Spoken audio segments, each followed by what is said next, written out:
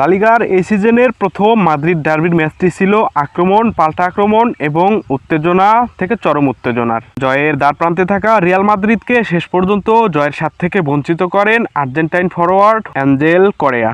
প্রিয় ফুটবল প্রেমী বন্ধুরা, চরম উত্তেজনাপূর্ণ মাদ্রিদ ডার্বিদের এই ম্যাচটি নিয়ে বিস্তারিত থাকছে ভিডিওতে, তাই একটি মুহূর্ত না টেনে পুরো ভিডিওটি দেখে সাথেই থাকুন। লা লিগার এই সিজনের প্রথম মাদ্রিদ ডার্বিদের ম্যাচটি ছিল চরম আক্রমণে ভরপুর, তবে উত্তেজনাপূর্ণ এই ম্যাচে দুদলের কেউই কোনো সুযোগ কাজে লাগাতে পারেনি প্রথমার্ধে, যার ফলে গোলশূন্যতে বিরতিতে যায় রিয়াল মাদ্রিদ ও অ্যাথলেটিকো। বিরতি থেকে ফিরে আবারও সমান তালে আক্রমণ চালাতে থাকে দুটি দল, তবে প্রতিপক্ষ ডিফেন্সকে কোনো দলই ভেদ করতে পারছিলেন না। ম্যাচের 64তম মিনিটে অ্যাডার মিলিটাওয়ের গোলে জয়ের দিকে এগিয়ে যায় রিয়াল মাদ্রিদ। ব্রাজিলীয় তারকা ভিনিসিয়াস জুনিয়রের ক্রস থেকে বল পেয়ে ডান পায়ের জোরালো শটে লক্ষ্যভেদ করতে সক্ষম হয় অ্যাডার মিলিটাও। রিয়ালের কাছে অ্যাথলেটিকো গোল হজমের পর শুরু হয়ে যায় দর্শকদের উগ্রতা। রিয়ালের গোলকিপারকে উদ্দেশ্য করে গ্যালারি থেকে বিভিন্ন বস্তু নিক্ষেপ করতে থাকে অ্যাথলেটিকো মাদ্রিদের সমর্থকরা, যার জন্য প্রায় 20 মিনিটের জন্য খেলা বন্ধ রাখতে হয় অনফিল্ড রেফারিকে। প্রায় 20 মিনিট পর খেলা আবারও মাঠে করালে